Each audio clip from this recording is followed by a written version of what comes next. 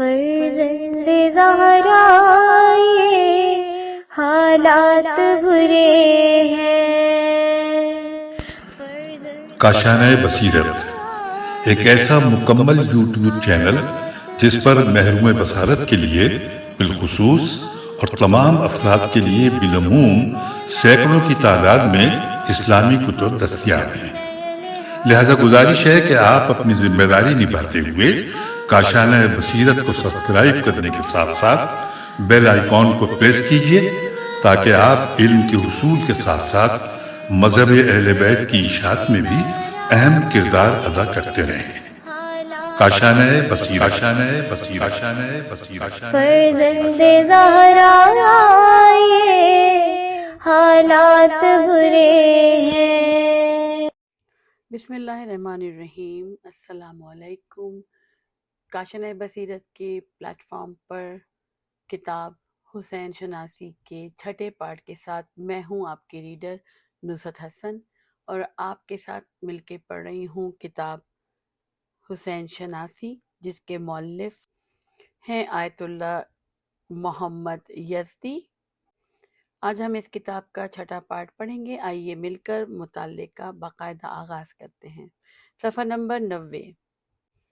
معاویہ کے درباری و مقربین عمرو بن العاص جیسے لوگ تھے اور میدان سیاست کے سرد و گرم، چشیدہ اور پختہ کار تھے۔ ان کی بہت سی صلاحیتوں میں سے کچھ تو معاویہ کے پاس بھی نہ تھی۔ یہ لوگ اپنی دنیا بنانے کے لیے ہر طریقے اور منصوبے سے کام لیتے تھے، لیکن یزید کے حاشیہ نشینوں میں ان جیسا ایک شخص بھی موجود نہیں تھا۔ حکومت کے کارپرداز خود یزید سے بھی زیادہ خام اور ناپختہ تھے۔ وہ اقتدار کے لالچی، حکومت کے آرزومند، خوشامدی، چاپلوس اور ابن الوقت تھے۔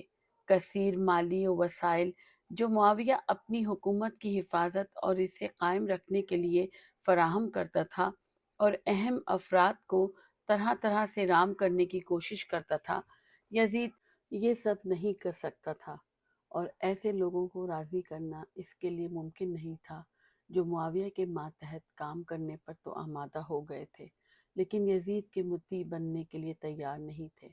سب سے زیادہ اہم بات ملک میں پائی جانے والی ایک عام مایوسی اور انتظار کی کیفیت تھی، جو معاویہ کے آخری سالوں کو ڈکٹیٹری کی وجہ سے لوگوں میں رونما ہو گئی تھی۔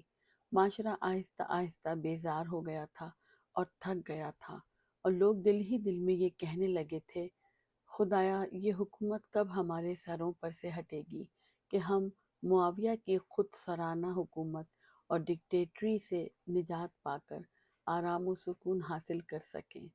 یہ صحیح ہے کہ ہم نے معاویہ کی زندگی کے دور میں یزید کی ولی عہدی سے اتفاق کیا تھا، لیکن خوف اور نیزوں کے دباؤ کے تحت ایسا کیا تھا۔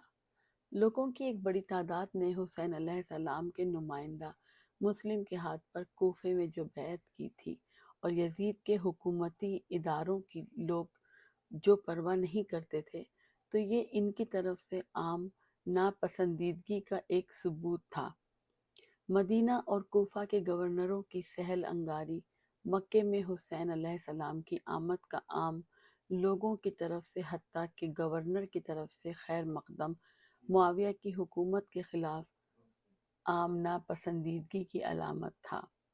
ابن زیاد کے نام مدینے کے گورنر کا خط بھی، جو آپ آگے پڑھیں گے، اسی ناپسندیدگی کی دلیل ہے۔ یہ اور ایسی کتنی ہی سینکڑوں باتوں نے حالات کو بدل کر رکھ دیا تھا، اور معاویہ کے دور حکومت میں حسین علیہ السلام نے جو سکوت اختیار کیا تھا، اسے یزید کے ساتھ مبارزہ اور جنگ میں تبدیل کر دیا تھا۔ اس بحث کے آخر میں ہم سید کے ارشادات اور مرحوم مجلسی کے نظریے کا خلاصہ پیش کریں گے۔ کتاب تنزیہ الانبیاء کے مصنف سید بزرگوار فرماتے ہیں، اگر کوئی کہے حسین ابن علی علیہ السلام اپنے بیوی بچوں کے ساتھ مکے سے کوفے کے لیے کیوں روانہ ہوئے، حالانکہ یزید کی جابرانہ حکومت حالات پر مسلط تھی، اور امام علیہ السلام کوفے کے لوگوں کی اس روش کو دیکھ چکے تھے جو انہوں نے آپ کے والد اور بھائی کے بارے میں اختیار کی تھی۔ حسین ابن علی علیہ السلام اپنے تمام دوستوں اور رفیقوں سے مختلف انداز میں کیوں سوچ رہے تھے اور کوفہ جانے کے لیے کیوں آمادہ تھے، جبکہ سب اس سفر کو سود مند نہ سمجھ کر انہیں روکنے کی کوشش کر رہے تھے اور نصیحت کر رہے تھے کہ ابن عباس اور ابن عمر نے تو صراحتاً شہادت کا خطرہ ظاہر کر دیا تھا۔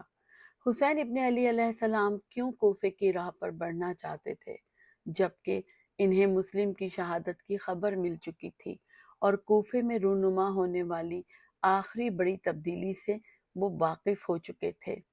حسین علیہ السلام نے اس بڑے لشکر کا، جس سے مرکز سے مدد مل رہی تھی، اپنے چند ساتھیوں کے ساتھ مقابلہ کرنے کا فیصلہ کیوں کیا؟ حسین علیہ السلام نے کیوں دشمن کی اس پیشکش اور یزید کے ہاتھ پر بیعت کرنے کی تجویز کو قبول نہیں کیا جو کربلا میں پیش کی گئی تھی، تاکہ وہ اپنے ساتھیوں کی جانیں محفوظ کر لیتے اور خود کو اپنے ہی ہاتھوں ہلاکت میں نہ ڈالتے، جبکہ ان کے بھائی امام حسن علیہ السلام نے حالات کو مخدوش دیکھ کر ٹکراؤ سے بچتے ہوئے صلح کر لی اور معاویہ کے ساتھ معاہدہ کر لیا تھا۔ امام حسین علیہ السلام نے اس کے برخلاف راستہ کیوں اختیار کیا؟ ان سوالات کے جواب میں کلی طور پر کہا جا سکتا ہے، امام جب بھی یہ اطمینان حاصل کر لے کہ قیام اور مبارزہ اس کے حق میں جا سکتا ہے تو وہ ان ذمہ داریوں کو پورا کرے جو اس پر عائد کی گئی ہیں۔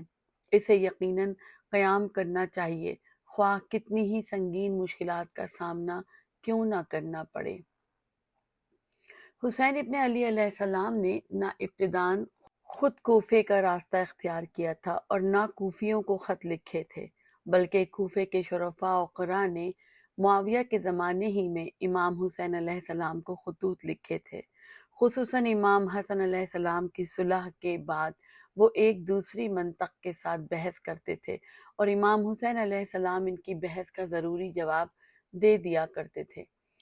امام حسن علیہ السلام کی شہادت کے بعد انہی شخصیاتوں نے امام حسین علیہ السلام کو زیادہ خطوط لکھے اور امام آئندہ کسی مناسب موقع کا وعدہ فرما کر امید دلاتے رہتے، کیونکہ معاویہ کا زمانہ سخت اور عجیب گھٹن لیے ہوئے تھا۔ معاویہ کی موت کے بعد کوفے سے آنے والے خطوط بھی زیادہ ہو گئے اور ان کے لکھنے والوں کی تعداد بھی بڑھ گئی، ان کی عبارتیں بھی شدید ہو گئیں۔ ان لوگوں نے اس قدر اصرار اور تکرار کی کہ امام حسین علیہ السلام کو ایک طرح کا اطمینان ہو گیا اور ان کی دعوت کو قبول کرنا آپ کے نزدیک فرض عین قرار پایا۔ خطوط کا انداز اور عام حالات اس طرح کے تھے کہ امام حسین علیہ السلام کو یہ احتمال نہیں ہوا کہ کوفیوں کے درمیان اس نوع کا اختلاف رونما ہوگا اور معاملہ اس حد تک پہنچ جائے گا۔ کیا یہ صحیح نہیں ہے کہ جب مسلم علیہ السلام کوفہ پہنچے تو اکثریت نے باقاعدہ بیعت کر لی تھی؟ کیا یہ واقعہ نہیں ہے کہ جس وقت ابن زیاد کوفہ آیا اور اس نے ضروری اقدامات شروع کیے تو شریک ابن آوار کی عیادت کے لیے اس کی آمد کے موقع پر اس کو ہلاک کرنے کا منصوبہ بنایا گیا تھا؟ اگر مسلم وہاں ابن زیاد کو ہلاک کرنے کی کوشش میں کامیاب ہو جاتے تو بلا تردید یہ بات حسین علیہ السلام کے لیے سود مند ہوتی اور امام بغیر کسی جھجک کے کوفہ آتے اور وہ تمام لوگ آپ کے گرد جمع ہو جاتے جو آپ سے قلبی تعلق رکھتے تھے اور آپ کے مددگار بنے ہوئے تھے، اور وہ لوگ بھی جو بظاہر آپ کے دشمن بنے ہوئے تھے آپ سے آ ملتے۔ لیکن مسلم نے اس منصوبے سے اتفاق نہ کیا اور جواب میں انہوں نے کہا، اس کے بعد 2 لائنیں عربی میں ہیں، میں آپ کو اردو میں ترجمہ کر کے سناتی ہوں۔ یہ دھوکہ ہے اور رسول خدا صلی اللہ علیہ وآلہ وسلم نے فرمایا ہے کہ ایمان دھوکے کے دروازے بند کر دیتا ہے۔ مسلم کو یہ بات معلوم ہو گئی تھی کہ ہانی ابن زیاد کی قید میں چلا گیا ہے اور ایک عام رد عمل کے تحت خود پر قیاس نہ کرو۔ کیا یہ حقیقت نہیں ہے کہ پیغمبر خدا کی طرف سے مامور ہوتے ہیں اور تنے تنہا لاکھوں افراد سے جنگ کرتے ہیں اور بت پرستوں کے معبودوں پر تنقید کرتے ہوئے ان کی راہ و رسم کی مخالفت کرتے ہیں اور اس راستے میں پیش آنے والی تمام زحمتوں اور مشکلات کے مقابل صبر اختیار کرتے ہیں؟ اس کے بعد اعتراض کا کوئی موقع باقی نہیں رہتا۔ اگر آپ حسین ابن علی علیہ السلام کے سارے طرز عمل پر غور کریں تو بخوبی آپ پر یہ ظاہر ہوگا کہ آپ علیہ السلام نے خود کو اپنے نانا صلی اللہ علیہ وآلہ وسلم کے دین پر فدا کر دیا اور اپنی شہادت کے ذریعے دولت بنی امیہ کی بنیادوں کو ہلا کر رکھ دیا اور ظالموں کے کافرانہ اور زندیقانہ رویے کو دنیا اسلام کے سامنے بے نقاب کر دیا۔ اگر حسین علیہ السلام موافقت یا سکوت کا رویہ اختیار کرتے تو ان لوگوں کی سلطنت زیادہ مضبوط ہو جاتی اور بتدریج تمام ارکان دین برباد اور ہدایت کے آثار پامال ہو جاتے اور اصل مسئلہ لوگوں پر مشتبہ ہو جاتا اور وہ بنی امیہ اور یزید کی جابرانہ حکومت کو عین اسلام کے مطابق سمجھنے لگتے۔ مرحوم مجلسی اپنے ارشادات کو اس طرح بڑھاتے ہیں۔ آپ جانتے ہیں کہ حسین ابن علی علیہ السلام مدینے سے باہر نکل گئے تاکہ وہاں شہید نہ کیے جائیں، مکہ سے بھی باہر چلے گئے۔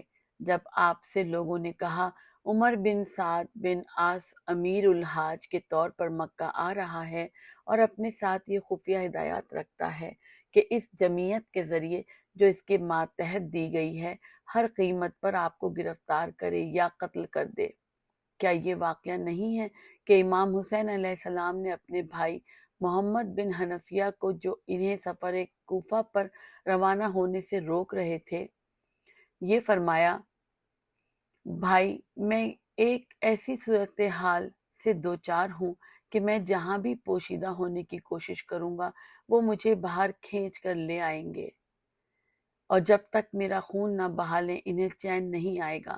یہ بات بھی بہت واضح ہے کہ اگر حسین علیہ السلام ان سے امن کا معاہدہ کرتے یا بیعت کر لیتے تب بھی وہ آپ کو آزاد نہ رہنے دیتے۔ مردان مدینے کے گورنر سے کہتا ہے حسین کو قتل کرنا ضروری ہے، حالانکہ ابھی آپ کے سامنے بیعت کی پیشکش نہیں کی گئی تھی۔ اسی طرح ابن زیاد ہدایت دیتا ہے کہ حسین علیہ السلام کو یہ پیشکش کرو کہ وہ خود کو ہمارے حوالے کر دیں تاکہ ہم ان کے بارے میں کوئی فیصلہ کر سکیں۔ ابن زیاد اور اس کے طرفداروں نے مسلم بن عقیل کو پہلے امان دی اور بعد میں انہیں قتل کر دیا۔ اس صورت میں حسین علیہ السلام کا خود کو حوالے کرنا کوئی معنی نہیں رکھتا تھا۔ اس کے برعکس معاویہ ان تمام خرابیوں کے باوجود ایک زیرک، چالاک اور زمانہ ساز آدمی تھا اور جانتا تھا کہ ان افراد کو قتل کرنا عام اضطراب کا سبب بن سکتا ہے اور اس صورت میں لوگ بغاوت کر کے اس کی حکومت اور ریاست کو ختم کر سکتے ہیں۔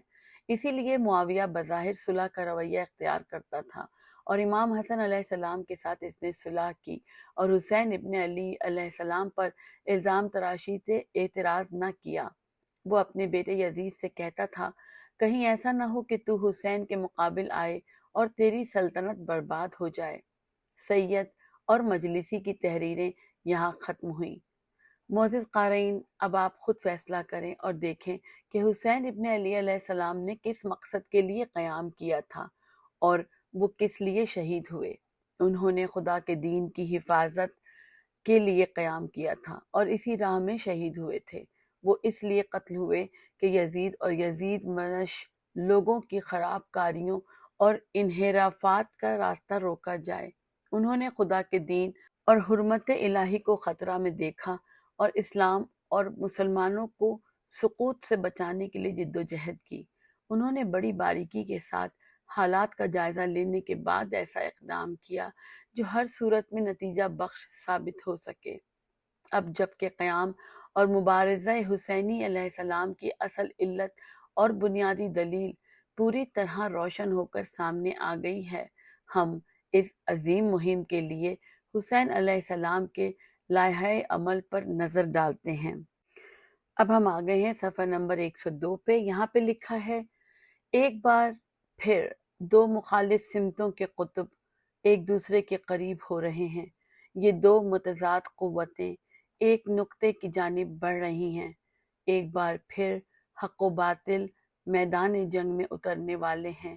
استعمار کے علم برداروں اور حریت و ایمان کے مجاہدوں کے درمیان دوبارہ رزم آرائی کے لیے میدان تیار ہو رہا ہے تاکہ کئی ہزارویں بار پھر یہ ثابت ہو جائے کہ حق و آزادی فتح مند ہیں اور باطل و استعمار شکست خوردہ۔ آئیے پڑھتے ہیں صفحہ نمبر 103 پر۔ پہلی ہیڈنگ ہے قیام حسینی علیہ السلام کا آغاز ہوتا ہے۔ جیسا کہ ہم نے بتایا، حکومت معاویہ کا آخری حکم جو روبہ عمل ہوا اور جس کے بعد معاویہ اس دنیا سے رخصت ہوا، وہ اس کے بیٹے یزید کا اپنی ولی عہدی کی بنا پر زمام حکومت سنبھالنا تھا۔ ایک ایسا جوان جسے حکومت اور ریاست کے منصب پر پہنچنے کے لیے معمولی زحمت بھی نہیں اٹھانی پڑتی، آج وہ برسر اقتدار آ گیا تھا اور خود کو ایک بلند مقام پر فائز اور کچھ لوگوں کو اپنے اطراف غلاموں کی طرح حلقہ بگوش دیکھ رہا تھا۔ ایک تیار لشکر، کثیر الوسائل بیت المال اور وسیع و عریض ملک ایک نا تجربے کار اور ناپختہ جوان کے زیر اختیار آ گیا تھا۔ پہلا فرمان جو یزید کے برسر حکومت آنے کے بعد جاری ہوا وہ ایک خط تھا جو ماہ رجب سن 60 ہجری کو مدینہ کے لیے لکھا گیا تھا۔ اس خط میں معاویہ کی موت اور یزید کے برسر اقتدار آنے کا ذکر کرنے کے بعد یہ حکم دیا گیا تھا کہ لوگوں سے دوسری بار بیعت لی جائے اور مخالفین خصوصاً حسین ابن علی علیہ السلام سے موافقت میں رائے حاصل کی جائے۔ مدینہ کے گورنر ولید بن عتبہ نے بڑے احترام کے ساتھ امام حسین علیہ السلام کو اپنے پاس بلایا اور معاویہ کی موت کی خبر دی، پھر بیعت حاصل کرنے کے لیے اپنی ذمہ داری کا ذکر کرتے ہوئے اس بارے میں آپ کی رائے دریافت کی۔ حسین ابن علی علیہ السلام نے معاویہ کی موت کی خبر سن کر انا للہ و انا الیہ راجعون پڑھا اور بیعت کے بارے میں آپ کا ارشاد یہ تھا: عام طور پر اس طرح کی بیعت لوگوں کے سامنے اور عام مجمع میں لی جاتی ہے، نہ کہ خصوصی مجلس میں۔ آپ نے فرمایا اور اپنی جگہ سے اٹھ کر کھڑے ہو گئے۔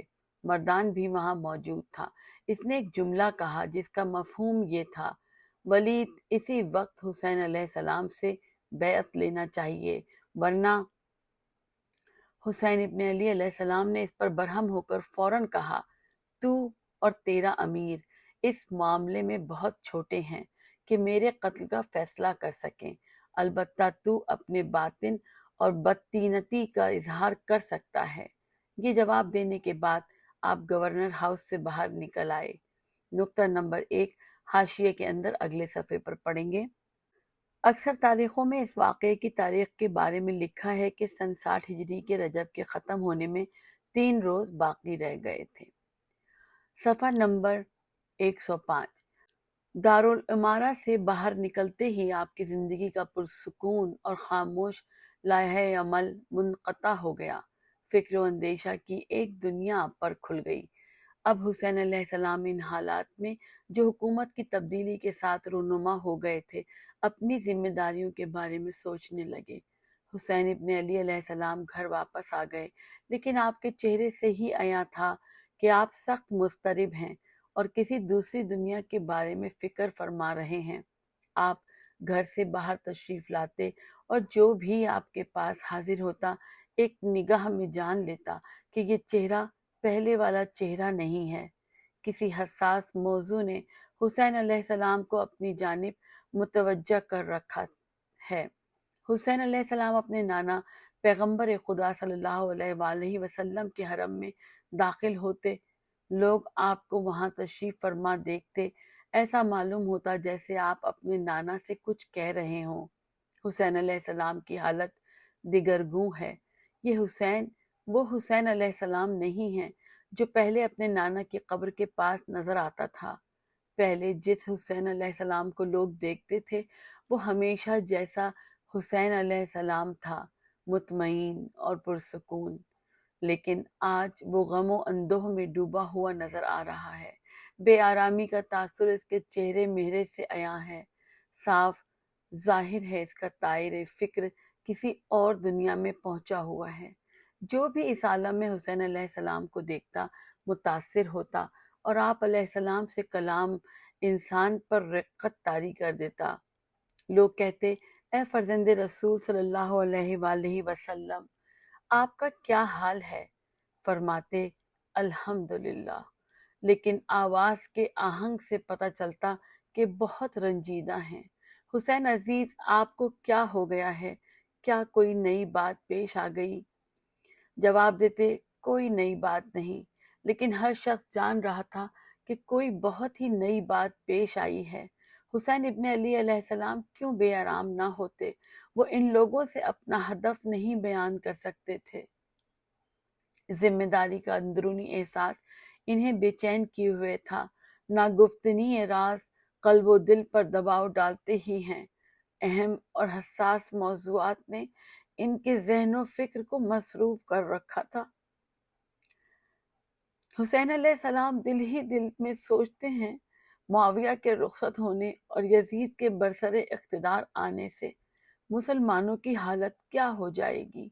کیا یزید کی جدید حکومت کا لائحہ عمل وہی سیاہ لائحہ عمل ہوگا جو معاویہ کی حکومت کا تھا؟ کیا یزید اسی قابل شرم اور خود سرانہ آمریت کو برقرار رکھنا چاہے گا؟ کیا یزید منصب خلافت پر فائز ہونے کے بعد بھی انہی خرابیوں کی سرپرستی کرے گا جو اس میں باپ کے زمانے میں موجود تھی؟ کیا امور خلافت اسلامی کو اپنے ہاتھ میں لینے کے بعد بھی یزید قمار بازی، شراب خوری، جنسی آوارگی اور خلاف شریعت مشاغل کو ترک نہیں کرے گا؟ یا یزید ایک ایسے سمجھدار، عقل مند اور تجربے کار انسان کی طرح کام کرے گا جو اپنے باپ کی حکومت کے انحرافات کی تلافی کرے اور اپنی حکومت کو مضبوط بنانے کے لیے آمریت کو ترک کر کے عام لوگوں کی رضامندی حاصل کرنے کی کوشش کرے، اس مقصد کے لیے اقدامات کا ایک سلسلہ شروع کرے؟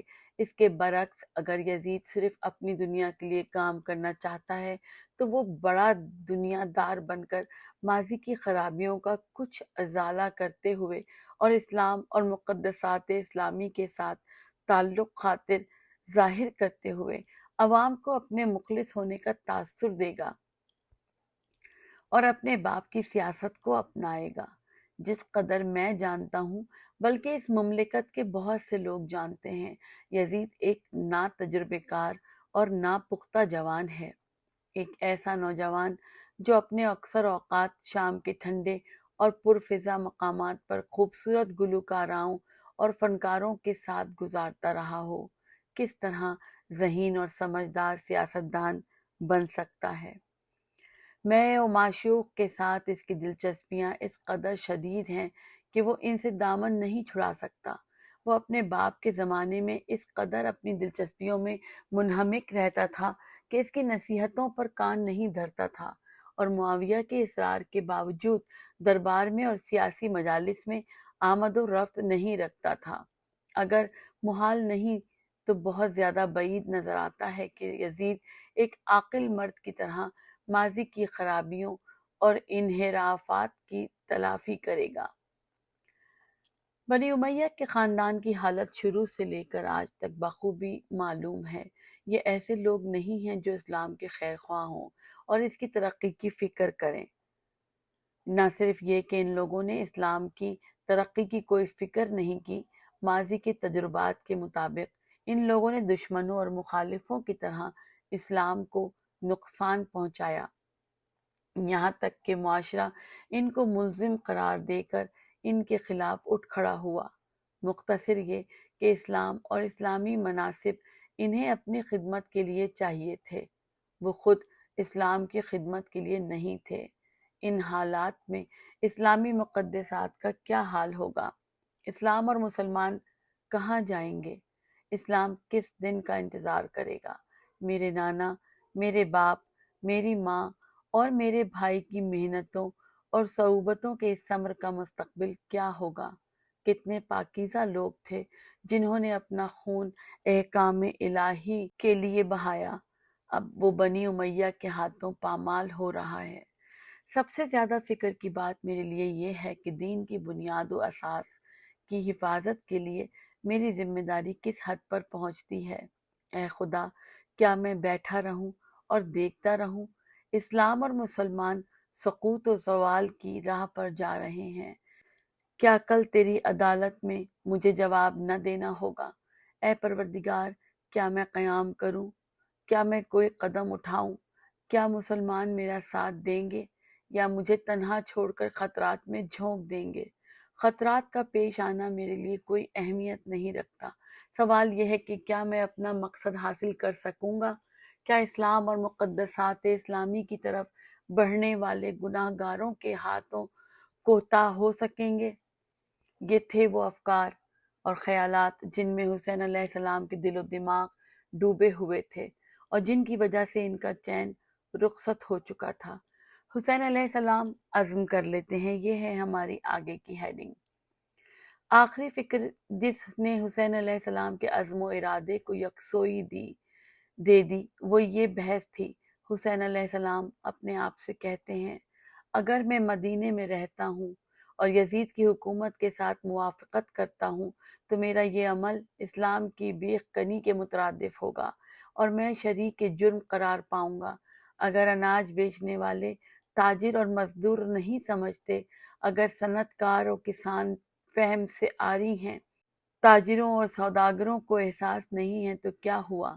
میں تو اس حقیقت کو جانتا ہوں کہ یزید کی جابرانہ حکومت اپنے سیاہ کرتوت کے ساتھ اسلام اور مسلمانوں کو کہاں لے جائے گی۔ میری موافقت ہی نہیں بلکہ میرا سکوت اور میری خاموشی بھی خطرناک ثابت ہوگی۔ شام کی حکومت اس فرصت سے فائدہ اٹھا کر اپنے شیطانی منصوبوں کو روب عمل لے آئے گی۔ اگر عوام ان منصوبوں سے بے خبر ہیں، اگر معاشرے کا دوسرا اور تیسرا طبقہ ناواقف ہے، اگر عام لوگوں کی فکر و فہم کا استحصال کر کے انہیں جہالت کے اندھیرے میں دھکیل دیا گیا ہے تو کیا ہوا؟ میں تو ان تمام باتوں سے بخوبی واقف ہوں، حالات سے باخبر ہوں، کس طرح میں ظالموں سے موافقت کر لوں اور کیسے سکوت اختیار کر لوں۔ مخالفت کے سوا میرے لیے کوئی چارہ نہیں ہے، اٹھ کھڑے ہونے کے سوا میرے لیے کوئی راہ نہیں ہے۔ میرے لیے ضروری ہے کہ میں اپنی خاموشی کو توڑ دوں، مجھے جدوجہد کا آغاز کرنا ہوگا۔ ان حالات میں موافقت یا سکوت میرے لیے کوئی معنی نہیں رکھتے۔ دوسری طرف سے یہ بات ظاہر ہے کہ یزید کی حکومت اس وقت تک آرام سے نہیں بیٹھے گی جب تک کہ میں اس کے لیے میدان نہیں چھوڑتا۔ شام کی حکومت اپنے مخالفین کے درمیان جس پر سب سے زیادہ نظر رکھتی ہے وہ صرف میں ہی ہوں۔ وہ میری سب سے زیادہ نگرانی کرے گی اور مجھے قابو میں رکھنے کی کوشش کرے گی۔ اگر میں یہاں رہتا ہوں اور لڑائی کرتا ہوں تو وہ یقیناً میرا محاصرہ کریں گے اور مجھ سے سر تسلیم خم کرنے کا مطالبہ کرنے کے بعد مجھے قتل کر دیں گے۔ میرا قتل ہونا اتنا اہم نہیں ہے، اصل اہمیت انجام اور نتیجے کی ہے۔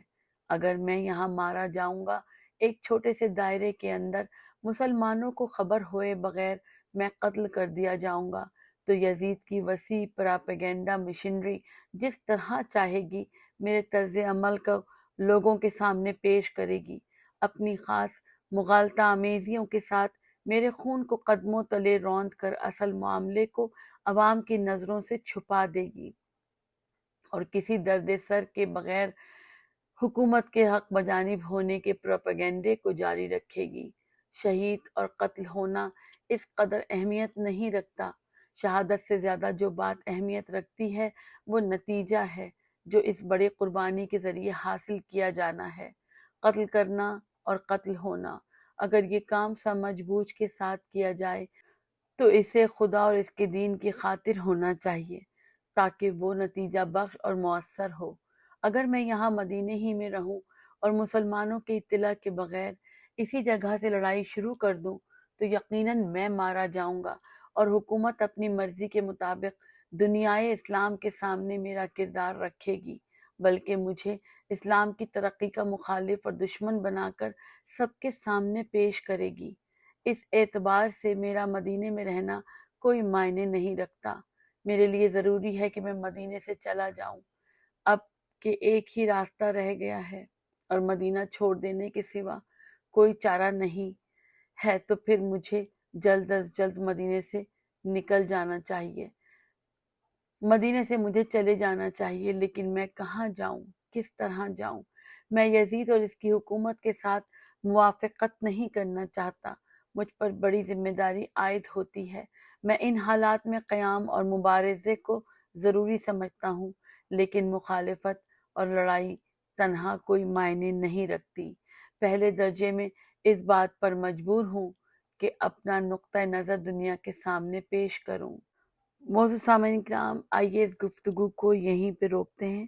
اس کے اگلے پارٹ میں صفحہ نمبر 113 سے شروع کریں گے۔ مجھے اجازت دیجیے۔ والسلام علیکم ورحمۃ اللہ وبرکاتہ۔